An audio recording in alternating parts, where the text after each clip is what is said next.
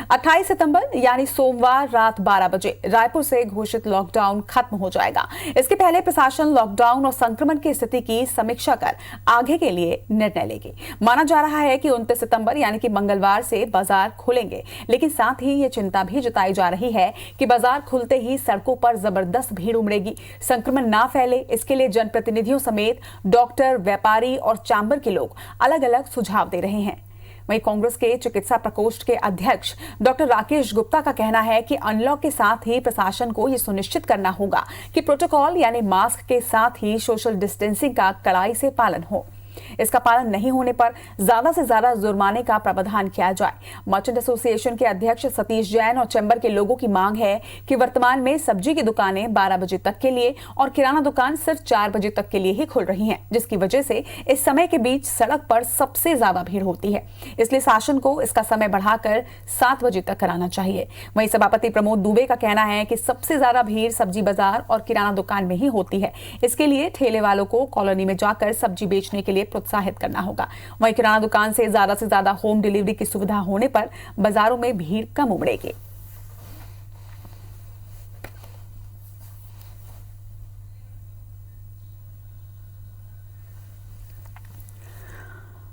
तो 28 सितंबर की रात 12 बजे राजधानी रायपुर में लगा पूर्ण लॉकडाउन खत्म होने जा रहा है और खत्म होने के बाद किस तरीके से व्यवस्थाएं हों, इसके लिए कल एक समीक्षा बैठक भी की जाएगी। लेकिन इसके साथ साथ अलग अलग सुझाव भी आ रहे हैं अधिकारियों के, अलग अलग चैम्बर्स के, और इसके साथ ही जनता ने भी बहुत सारे सुझाव दिए हैं और इन सुझावों के हिसाब से कल शायद समीक्षा बैठक के बाद ये निर्णय लिया जाएगा कि कल 12 बजे के बाद जब राजधानी अनलॉक होगी तो उस वक्त किस तरीके की गाइडलाइंस होगी, किस तरीके के नियम होंगे, किस तरीके की शर्तें होंगे। क्योंकि सिर्फ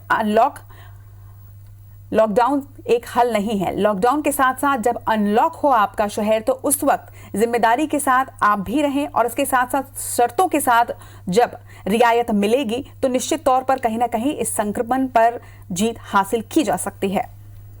तो देखना होगा कि कल रात 12 बजे जब शहर अनलॉक होगा तो उसके बाद के लिए क्या फैसले, क्या निर्णय कल की समीक्षा बैठक में होते हैं। इसके साथ ही ये भी लगातार कयास लगाए जा रहे हैं कि क्या इस अनलॉक को आगे बढ़ाना है।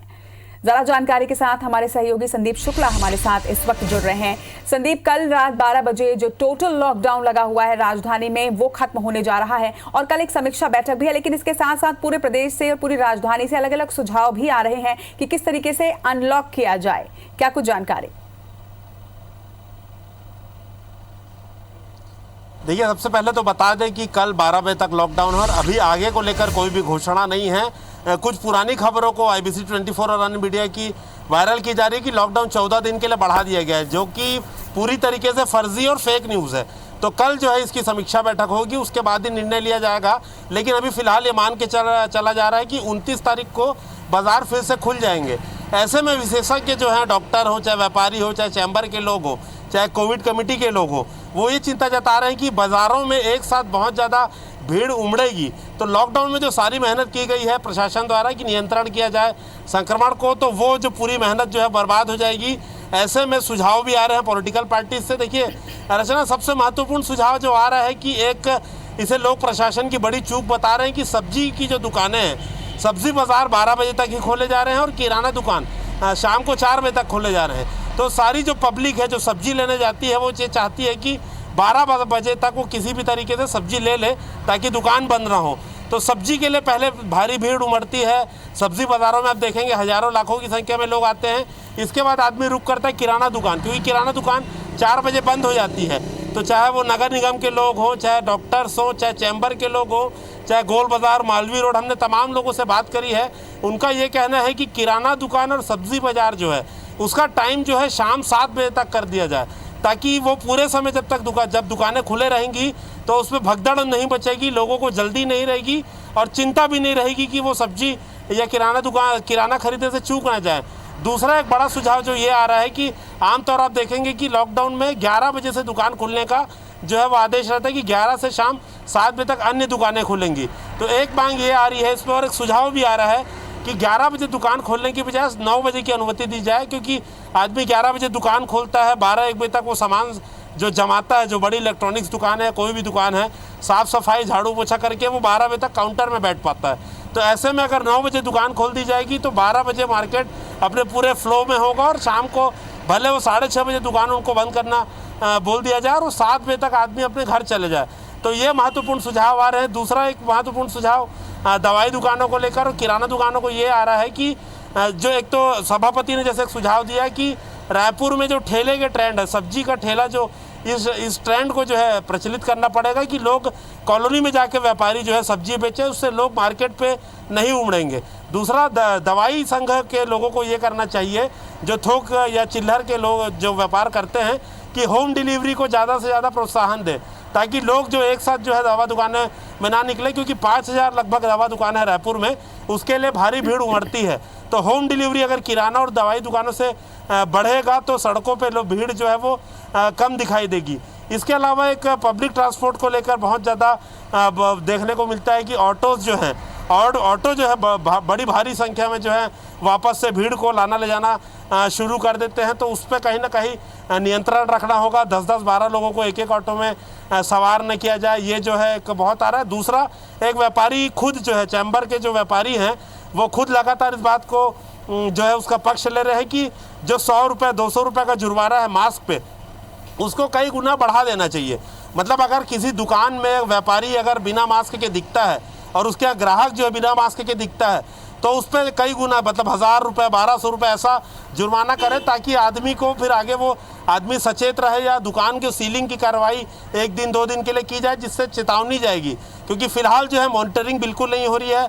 मास्क को लेकर आप देखेंगे कि गिनी चुनी कार्रवाई होती है चौराहों में, बाज़ारों में मॉनिटरिंग की टीम नहीं है, क्योंकि बड़ा जो अमला है, प्रशासनिक अमला, नगर निगम का, ये लोग जो है संक्रमित हो चुके हैं। तो कड़ी कार्रवाई की कहीं ना कहीं ज़रूरत है मास्क को लेकर, सोशल डिस्टेंसिंग पे को लेकर। तो खुद दुकानदार पे जब कड़ी कार्रवाई होगी, खुद चैम्बर के लोग बोल रहे हैं कि जब कड़ी कार्रवाई होगी तो आदमी कम से कम चालान के डर से जो है वो जो है कम से कम बचेगा। और इस पे एक ये भी देखिए सुझाव आ रहा है कि जो अगर एक साथ प्रशासन खोलना नहीं चाहता है तो टाइम को जो है बढ़ाया जाए, टाइम का स्लैब जो है 9 बजे 8 बजे लोगों को अनुमति दी जाए, जल्द से जल्द वो दुकान खोल लें ताकि शाम को जल्द वो दुकान बंद करके घर जाए और इस दौरान भगदड़ ना बचे। तो ये सारे सुझाव आए हैं अलग अलग जगहों से। कई जिलों में लॉकडाउन है तो कल कलेक्टर्स उसकी समीक्षा करेंगे, ऊपर मंत्री लेवल पे वो सारे सुझाव जाएंगे, समीक्षा की जाएगी कि व्यापार को कितना नुकसान हुआ है, संक्रमण कितना नियंत्रण में आया है। क्योंकि आपको बता दें कि आप देख रहे होंगे कि अभी जो केसेस कम आ रहे हैं तो उसका एकमात्र ये कारण है कि NHM की हड़ताल है और स्वास्थ्य कर्मी बड़ी संख्या में संक्रमित हैं। अभी जो संक्रमण के केस देखने मिल रहे हैं वो पिछले 5-7 दिन 8 दिन पहले के हैं, ये मतलब पुराने हैं। लॉकडाउन के समय क्या नियंत्रण हुआ, संक्रमण कितना फैला, कितना रुका, उसका रिजल्ट जो है पोस्ट लॉकडाउन को देखने को मिलेगा। मतलब लॉकडाउन बंद होगा क्योंकि उसके खुलेगा उसके बाद देखने को मिलेगा, क्योंकि वायरस लोड होने में 4 से 5 दिन का समय लगता है, आदमी में लक्षण आता है, फिर वो टेस्ट कराता है। तो आजकल में जो केसेस आएंगे आप ये मान सकते हैं कि ये संख्या जो है वो लॉकडाउन के समय की रहेगी। तो देखना होगा कि समीक्षा में क्या निकल के आता है। लेकिन एक बात तो पक्की है, जैसा शासन बार बार संकेत दे चुका है, पहले CM भी बोल चुके हैं, मंत्री भी, कि कभी भी छत्तीसगढ़ में जब लॉकडाउन होगा तो व्यक्ति को 2 से 3 दिन का पहले समय मिलेगा राशन पानी दवाई सारी चीज़ें खरीदने का।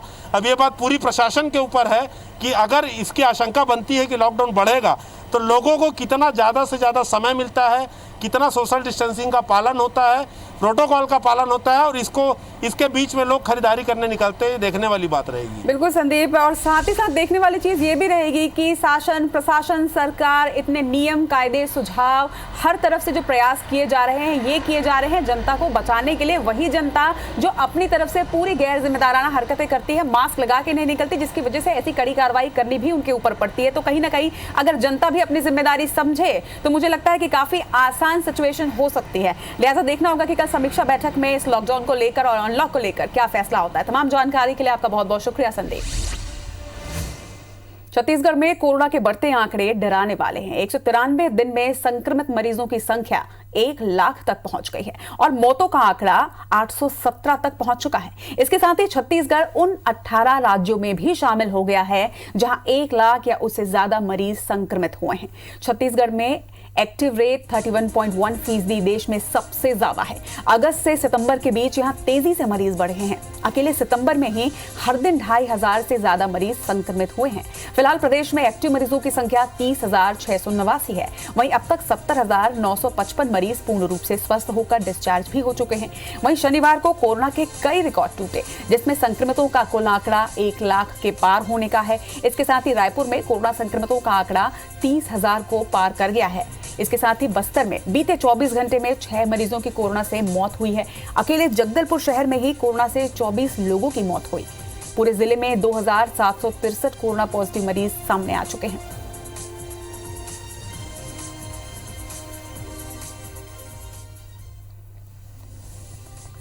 छत्तीसगढ़ में 193 दिन में कोरोना मरीजों की संख्या 1 लाख को पार कर गई है। ये आंकड़े चिंता का सबब हैं। आप ग्राफिक्स में देख सकते हैं कि इसी साल 18 मार्च को प्रदेश में पहला मामला सामने आया था। 20 मई को ये आंकड़ा 100 तक पहुंचा, यानी 2 महीने में महज 100 मरीज ही बढ़े और उसके बाद फिर 7 जून को मरीजों की संख्या 1000 तक पहुंच गई, यानी करीब 17 दिन में 10 गुना मरीज बढ़े और अगले 2 महीनों में भी इसी दर से बढ़ोतरी हुई। 4 अगस्त को करीब 10,000 संक्रमित मरीज थे। सबसे ज्यादा संक्रमण अगस्त और सितंबर के महीने में बढ़ा।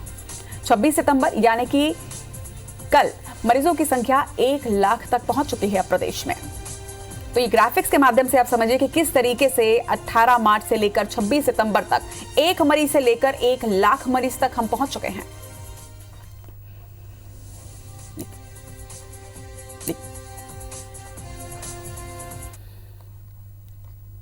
और आइए अब जान लेते हैं कि छत्तीसगढ़ के किन जिलों में कोरोना से सबसे ज्यादा मौतें हुई हैं और मरीज किन जिले में सबसे ज्यादा सामने आए हैं। रायपुर की अगर बात करें तो रायपुर में अब तक 387 मौतें हो चुकी हैं। बिलासपुर में ये संख्या 78 पर है। तो ये वो जिले जहां सबसे ज्यादा मौतें हुई हैं। बिलासपुर में 78, उसके साथ ही दुर्ग की अगर बात करें तो दुर्ग में अब तक 88 लोगों ने कोरोना के संक्रमण से अपनी जान गंवाई है। वहीं रायगढ़ में 36 लोगों की जान अब तक इस संक्रमण ने ले ली है। इसके बाद बात करें राजनांदगांव की तो राजनांदगांव में अब तक 38 लोग की मौत हो चुकी है। वहीं रायपुर में 387, जैसा हमने आपको बताया। रायपुर के बाद बिलासपुर में 78 लोगों की मौत हो चुकी है। वहीं दुर्ग में 88, रायगढ़ में 36 लोगों की मौत।